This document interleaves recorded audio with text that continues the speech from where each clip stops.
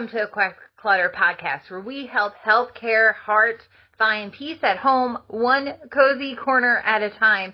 I'm your host, Christine DeGennaro, decluttering coach and founder of the COOP Method, where compassion meets clear spaces. Each week, we'll waddle through the mess together, from overflowing schedules to those corners of your clutter that steal your peace.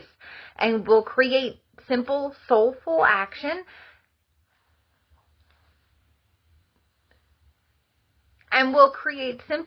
action steps to reclaim your calm. This isn't about perfection. This is about progress. And we do it with laughter, heart, and a whole lot of grace. Grab your coffee, take a deep breath. Let's get cozy inside and out. So hello, and I'm so excited that you guys are here for the first ever Quack the Clutter podcast. So I'm in the middle of moving. We got things all over the place, so just bear with me as we get settled in. We'll get the background all refreshed and brand new and looking good. So today's episode is creating everyday magic in your home. I'm Christine DeGennaro. I am an author, a decluttering coach, and I am here to help you reclaim your time and reclaim your space.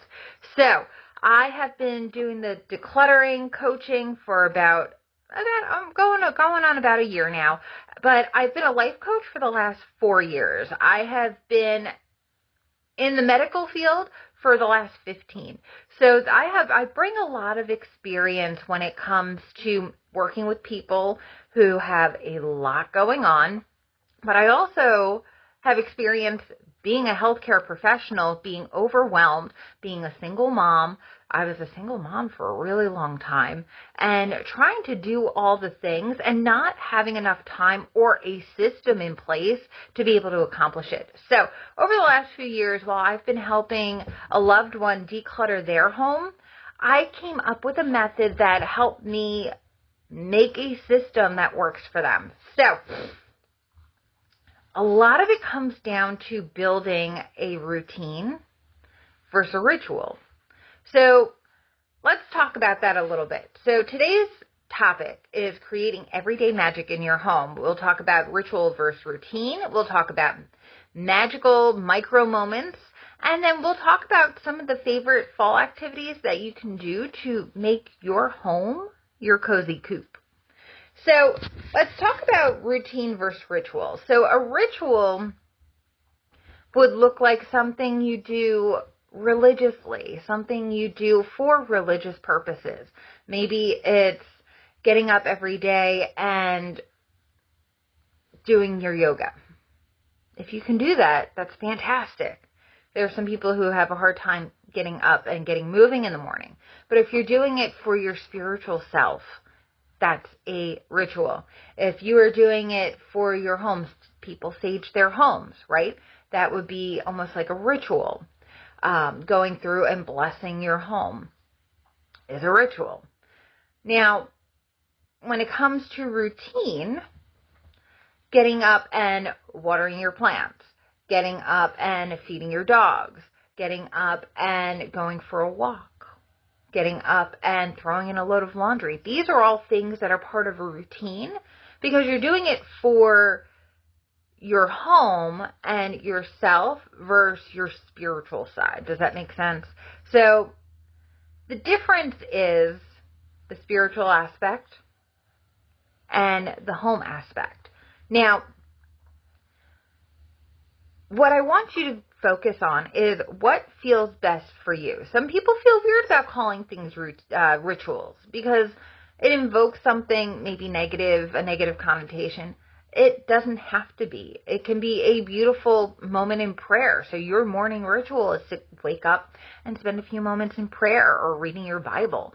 There's nothing that would be a ritual for you. It's a spiritual practice. Embrace that, enjoy that, love that, do that.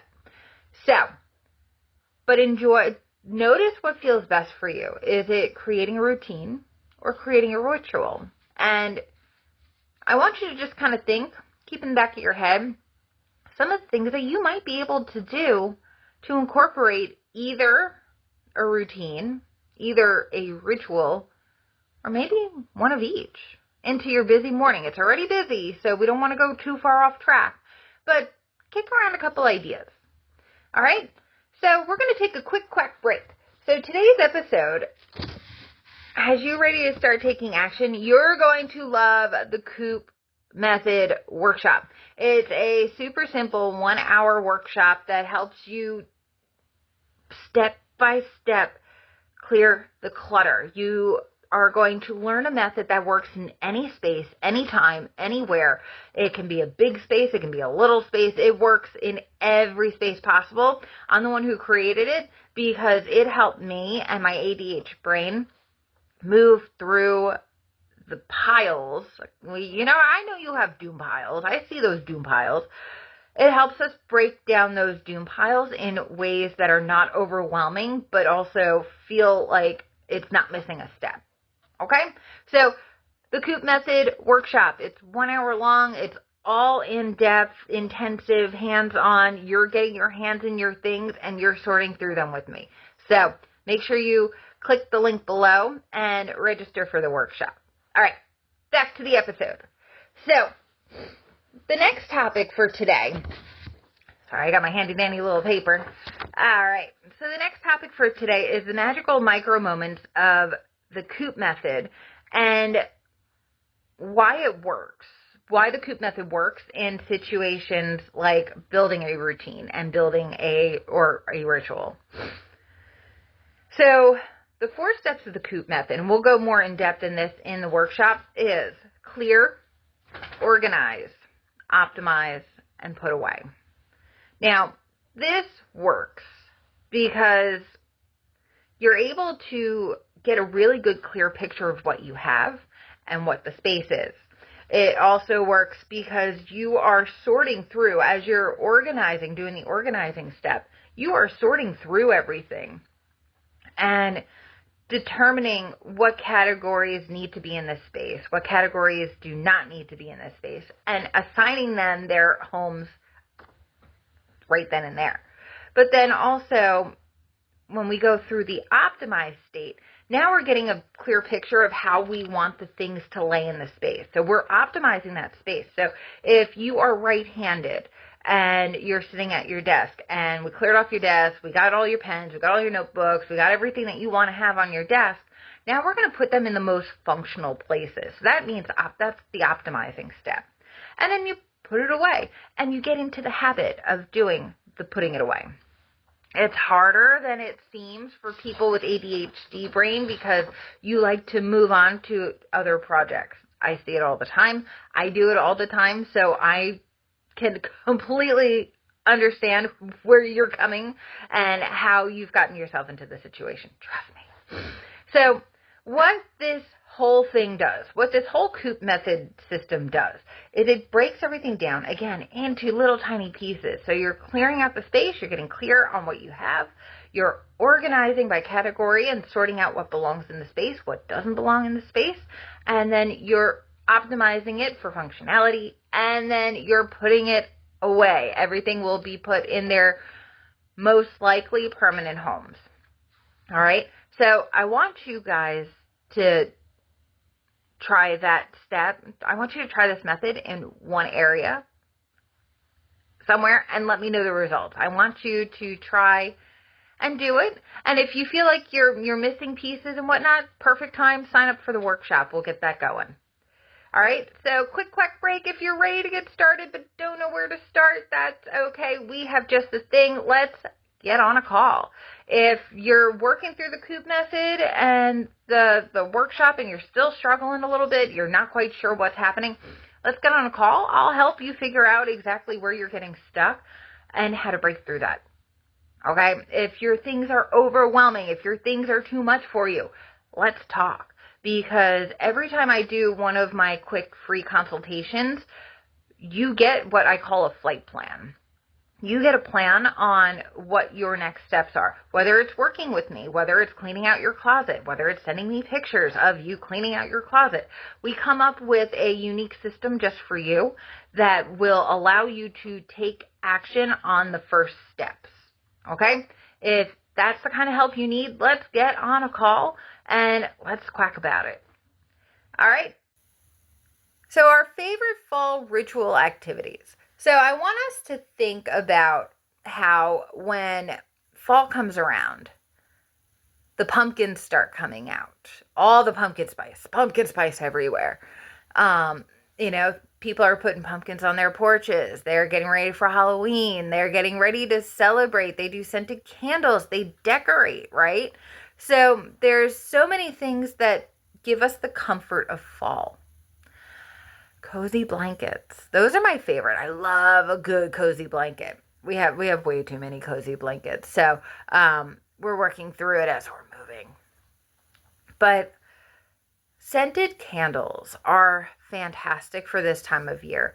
And if you are someone who loves scented candles and you love to be able to set them up in your home, I want you, maybe that should be your activity today, is clear off a space, find your favorite scented candle, and when you light it, just spend a moment in prayer or acknowledgement of gratitude and allow it to cleanse the air for you. All right. Another activity that we do when it's fall outside is we decorate. So we're decorating for Halloween, we're decorating for fall. And in those moments, make it a ritual, make it a tradition maybe with your family. You've got those beautiful kids. You have a partner. You have an elderly parent or significant other. You have an older family member. You have whoever you want to start this tradition with. I recommend it, where you go through and you just don't go crazy. You just put a tablecloth on, hang a wreath on the door, put a pumpkin somewhere, and you've decorated. You don't have to go crazy, but acknowledge the presence of fall. Acknowledge the presence of the change in season. Because I don't know about you, I've gone through many seasons in my life, and acknowledging the change in season helps begin the movement into the new one. It's almost like a fresh start. Okay? So this rolls us into acknowledging the season change and letting go. Now, as we're watching the leaves fall, as we're watching the trees change around us, we're recognizing that in the next few weeks, they're going to be naked. We're going to have naked trees. And have you ever in your life just felt completely ripped apart and naked and vulnerable and just raw and hidden? Like you have so much more within you, but you don't have it right now. If that's the kind of season that you're in, and if I know you're doing everything you can at work, you're doing everything you can to take care of everyone else, and you're forgetting about yourself. And that's why I want you to really think about these rituals in a way of allowing yourself for self-care. Because if you're not taking care of yourself, if you're not taking care of your home, if you're falling apart, you're not doing anyone, especially yourself, any favors. And with everything you do for everyone else, you deserve to live in a home that you're proud of. You deserve to live in a home that feels like your sanctuary. You deserve to live in a home where you're not afraid of having people over or uncomfortable having people over because it's a mess. Maybe it's overwhelming. Maybe there's too much. You haven't taken out the trash in 2 weeks. Like, your life is already so overwhelming and complicated, and the only thing you want to try to do right now is simplify it. Okay? And unfortunately, when it comes to simplifying and making things a little bit easier for yourself, you have to let go. Whether it's a person, whether it's an item, whether it's a series of items, whether it's something from your past that constantly reminds you of that low self-worth that you have. And I know you're working on it. I know that's something that you're building on, and you're trying to acknowledge how worthy you are of the beautiful gifts that you're receiving in your life. But you still have that nagging doubt that maybe I'm not good enough still. Well, taking care of your environment, taking care of yourself through taking care of your environment is one of the easiest things that you do have some control over. And that's where I come in to help, okay?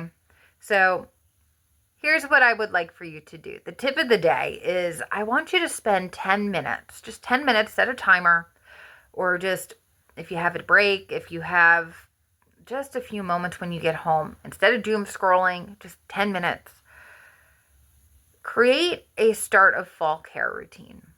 Whether it's finding body wash in pumpkin spice, or whether it's decorating the front step, or maybe it's, throwing out the trash from the donating the stuff from the spring you're not going to use, or going through your clothes. That's another one. That's another really good one, is going through the clothes that you didn't wear over the summer and letting those go in preparation for the season change. You're letting go of the clothes that didn't serve you this season. You're going to put the rest of them away and see what happens next season, right? So create a routine. Creating routines, creating magical moments, creating a way to celebrate the season is what makes every day magic in your home.